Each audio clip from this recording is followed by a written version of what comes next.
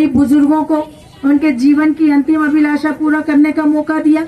कहाँ कहाँ तीर्थ नहीं कराया, कौन सा ऐसा क्षेत्र था जो ना छूटा हो, तीर्थ था जो छूटा हो। सारे तीर्थों पे हमारे बुजुर्गों ने तीर्थ यात्रा की और कितने आराम से जो हमारे बुजुर्ग तीर्थ यात्रा पर गए वो जानते हैं कि सरकार किस सम्मान से लेकर जाती थी, कितना ख्याल वहाँ रखती थी और किस सम्मान से वापस लेकर आती थी। और अब तो हमारे मुख्यमंत्री जी ने एक फैसला और ले लिया कि मुख्यमंत्री तीर्थ दर्शन योजना में अब हमारे बुजुर्ग जाएंगे तो ट्रेन में नहीं बल्कि हवाई जहाज में जाएंगे, हवाई जहाज में वो यात्रा करेंगे। आप सोचो, कोई सरकार कर सकती है ऐसा काम?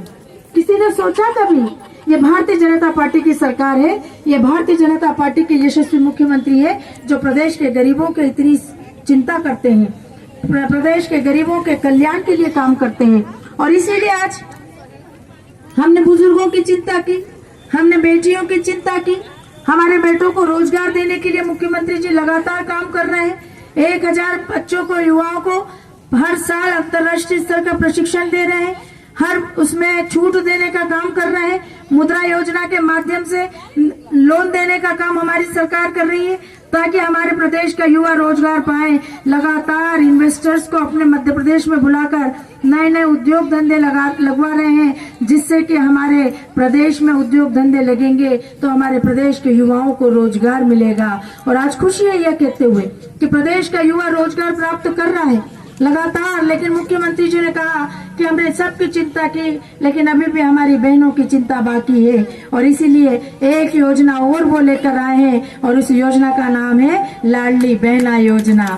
ये वह योजना है जिससे मध्य प्रदेश की बहनों को उनके भाई मुख्यमंत्री शिवराज सिंह चौहान जी की तरफ से हर महीने अब 1000 रुपए उनके खातों में देने का काम हमारी सरकार करने जा रही है। तो जोरदार तालियां। कुछ बहनें तो मुंह लटका के बैठी हुई है, उनको नहीं चाहिए 1000 रुपए। ताली तो बजा दो, हंस तो दो, थोड़ा मुस्कुरा तो दो। इतना बड़ा काम, इतनी बड़ी योजना सरकार लेकर आई है कि हर महीने हमारी बहनों को 1000 रुपए मध्य प्रदेश की भारतीय जनता पार्टी की सरकार लाडली बहना योजना के माध्यम से देने जा रही है। अगले महीने की 8 तारीख को फॉर्म भरने शुरू हो जाएंगे। कोई भी बहन चूके ना, अगर जो यहाँ नहीं आई है उनको भी बताने का काम करें, अपने नाते रिश्तेदारों को भी बताने का काम करें ताकि सारी बहनों को इस योजना का लाभ मिल सके।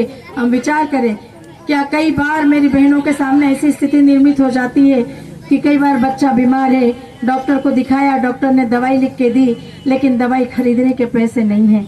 उस समय बहन के ऊपर क्या बीतती है बहन ही जानती है। कई बार बच्चा भूख से बिलबिला रहा है, बाजार से दूध लेकर आना है, लेकिन दूध लाने का पैसा नहीं है। उस समय बहन बेचारी दुखी होती है। कई बार घर में मेहमान आ जाते हैं, रसोई खाली है, मेहमान की आवाभगत नहीं कर सकती। उस समय लगता है कि मेरे हाथ में कुछ होता तो मैं भी उसका आवाभगत कर देती। अपने घर की कमी को किसके सामने बताएं? और ऐसे समय में सभी को लगता था कि मेरे हाथ में पैसा होना चाहिए। शायद हमारे सगे भाई ने इतनी चिंता हमारी नहीं की होगी जितने हमारे प्रदेश के मुखिया शिवराज सिंह चौहान ने हमारी चिंता की। और इसलिए आज हम कोटि कोटि धन्यवाद व्यक्त करते हैं हमारे प्रदेश के मुखिया शिवराज सिंह जी चौहान के प्रति, जिन्होंने लाडली बहना योजना के माध्यम से इस मध्य प्रदेश की धरती की सारी बहनों का सम्मान रखा है।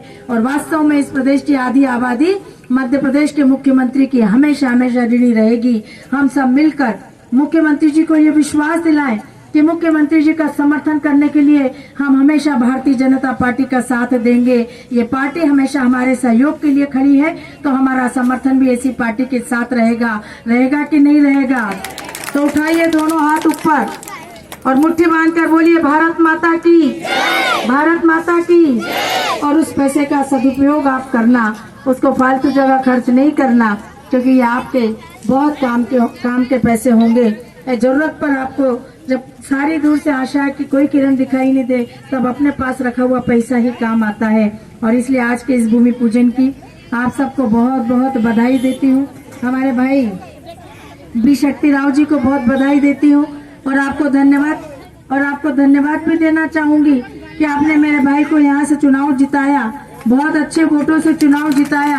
आपके मन में जो विश्वास था, मैंने आपसे कहा था जब आपके बीच में आई थी कि आप चिंता मत करना, इस भाई के पीछे ये बहन खड़ी है और इस क्षेत्र के विकास में हम कोई कसर नहीं रखेंगे, पैसे की कोई कमी आने नहीं देंगे। मैंने बी शक्ति भाई को कहा कि आप इस क्षेत्र के प्रस्ताव मुझ तक पहुँचाएं, पैसे की कैसे व्यवस्था करना है, कहाँ से करना है, वो जिम्मेदारी मेरी है। वो सारा पैसा मैं आपको उपलब्ध कराऊंगी। आज 5,72,00,000 कोई कल्पना कर सकता है कितनी बड़ी राशि विकास कार्य के लिए सिर्फ एक वार्ड में, और ऐसे सारे वार्डों में करोड़ों रुपए के विकास कार्य।